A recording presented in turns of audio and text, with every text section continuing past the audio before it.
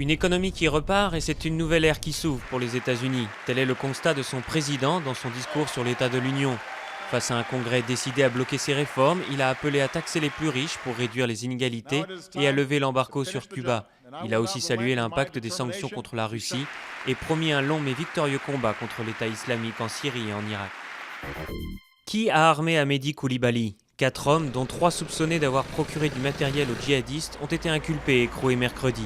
Rien de neuf en revanche dans l'enquête sur les frères Kouachi. Le procureur de Paris prédit des mois, voire des années d'enquête.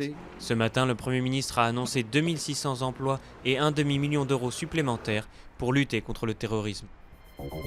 Lassana Bathily est désormais français. 11 jours après la prise d'otage de l'Hyper Cacher, où cet employé musulman avait caché des juifs dans la réserve, le Premier ministre lui a remis mardi ses documents de naturalisation.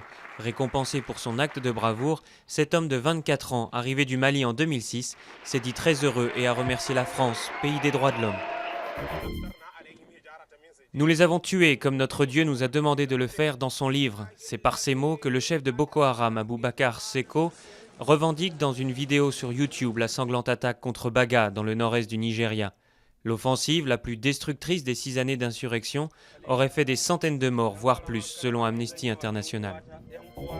Si vous voulez décrocher cette étoile mystérieuse, il vous faudra débourser 2,5 millions d'euros au moins. C'est le prix estimé de cette couverture du 10e épisode des Aventures de Tintin.